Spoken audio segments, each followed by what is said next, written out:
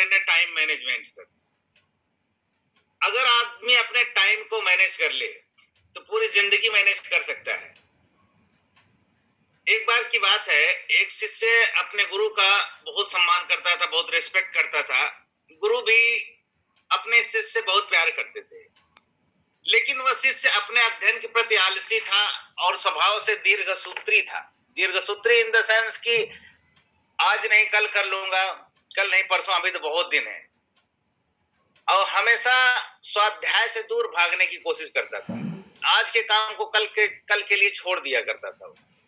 अब गुरुजी बहुत चिंता करने लगे कि कहीं उनका शिष्य यह जीवन संग्राम में पराजित ना हो जाए। आलस्य में व्यक्ति को कहते हैं ना, आलस्य में व्यक्ति को आक्रमणी बनाने की पूरी सामर्थ्य होती है। ऐसा व्यक्ति बिना परिश्रम के कहीं भी कभी भी किसी फल भोग की कामना नहीं कर सकता। वह शीघ्र निर्णय नहीं ले सकता, डिसीजन नहीं ले सकता, यदि ले भी लेता है तो उसे कार्यान्वित नहीं करता है। यहाँ तक कि अपने पर्यावरण के प्रति भी सजग नहीं रहता हो और ना भाग्य द्वारा प्रदत्त सुअवसरों का लाभ उठाता है। और उन्होंने मन ही मन अपने शिष्य के कल्याण के लिए एक प्लान बनाया, योजना बनाया। उन्होंने क्या किया, एक दिन एक ब्लैक पत्थर का टुकड़ा लिया और उसको हाथों में दे दिया उसको, और उससे कहा कि मैं तुम्हें जादुई पत्थर का टुकड़ा दे रहा हूं और केवल ये 2 दिन के लिए है तुम्हारे पास, और मैं कहीं दूसरे गांव में जा रहा हूं। इस पत्थर की खासियत यह है कि जिस भी लोहे की वस्तु को तुम इससे स्पर्श करा दोगे वह गोल्ड बन जाएगी, सोना बन जाएगा। लेकिन ये याद रखना कि दूसरे दिन सूर्यास्त के पश्चात मैं इससे तुमसे वापस ले लूंगा। और उस शिष्य को बड़ा अच्छा लगा, बड़ा खुश हुआ, लेकिन आलसी होने के कारण उसने अपना पहला दिन कल्पना करते करते बिता दिया कि मैं ये करूंगा, वो करूंगा, बहुत सारा सोना लाऊंगा, इससे मेरे घर में सुख समृद्धि आएगी, संतुष्ट होंगे, नौकर चाकर होगा, गाड़ी खरीदूंगा, बिल्डिंग खरीदूंगा। पूरा दिन इसी कैलकुलेशन में लगा दिया उसने। फिर दूसरे दिन जब प्रातः काल सुबह हुई, उससे अच्छी तरह से स्मरण था ये कि आज स्वर्ण पाने का दूसरा और अंतिम दिन है मेरे पास। उसने मन में अपने विचार रखा, कहा जो गुरु जी द्वारा ये जो गुरु जी ने पत्थर दिया है उसका लाभ अवश्य उठाएगा। और उसने निश्चय किया कि बाजार से बड़े बड़े लोहे खरीदूंगा, क्योंकि गुरु जी ने बताया था कि लोहे को टच कराओगे तो सोना बनेगा, और उसको सोना में बदल देगा। दिन बीतता गया, पर वो इसी सोच में बैठा रहा कि अभी तो बहुत समय है, लेकिन कभी भी बाजार जाकर सामान ले आऊंगा।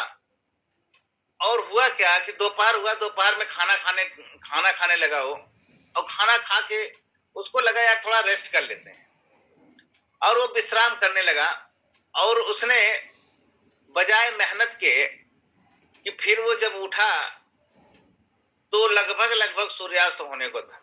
अब वो जल्दी जल्दी बाजार की तरफ भागने लगा, पर रास्ते में ही उसे गुरुजी मिल गए। उनको देखते ही वो उनके चरणों में गिरकर उस जादुई पत्थर को एक दिन और अपने पास रखने की याचना करने लगा।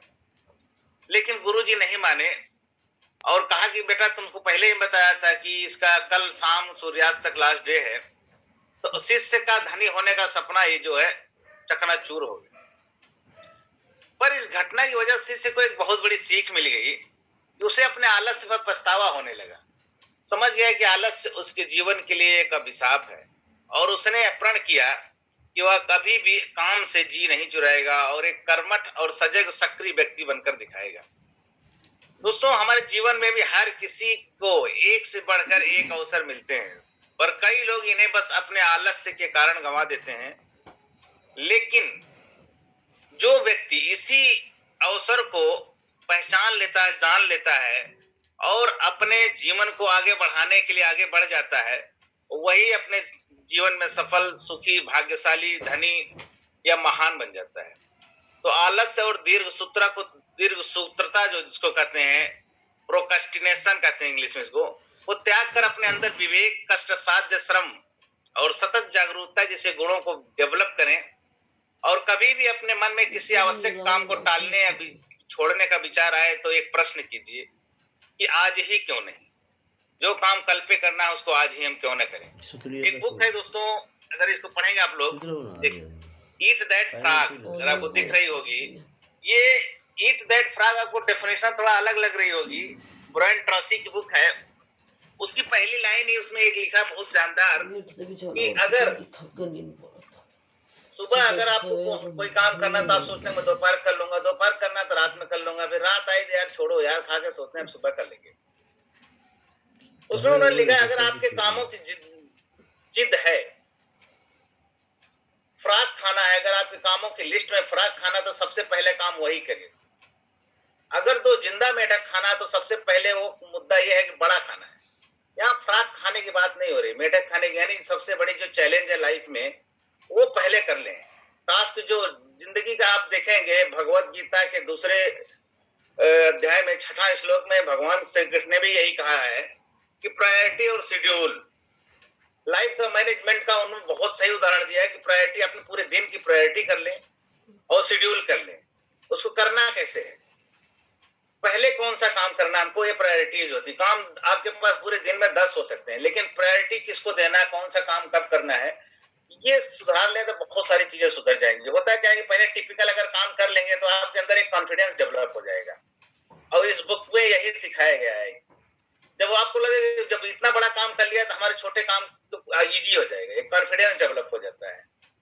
दोस्तों, टाइम को मैनेजमेंट करना सीखे। दुनिया में सभी के पास टाइम है, वही टाइम है 24 घंटा, जीतता वही है जो टाइम को मैनेज कर लेता। आज सबसे बड़ी प्रॉब्लम है लोगों के पास टाइम नहीं। किसी से आप लोग फोन करते हैं, क्या बोलेगा, टाइम नहीं, मेरे पास टाइम नहीं है। तो टाइम को मैनेज करना सीखें। जो लोग बड़े हुए हैं, सफल हुए हैं, वो क्या किए हैं, उन्हीं के पास भी यही सूर्य, यही प्रकृति यही है, 24 घंटा उनके लिए भी देता है, यही बारिश उनके लिए भी होती, सब कुछ यही है, लेकिन उन्होंने अपने टाइम को प्रायोरिटाइज कर लिया। तो टाइम को मैनेज करें सर, टाइम को प्रायोरिटाइज करें। अगर 1 घंटा टाइम एक्स्ट्रा निकाल लें तो आप सोचो पूरे साल में आपको 365 घंटे हो जाएंगे, और वो घंटा वो चुरा सकते हैं अपनी नींद से। आप कम सोइए, कहाँ लिखा गया 8 घंटे सोना, सर 6 घंटे सोना है, 1 घंटा कम कर दो सर जिंदगी में, आपको एक साल में 365 घंटे एक्स्ट्रा मिल जाएंगे। तो थैंक यू दोस्तों, नमस्कार, जय हिंद।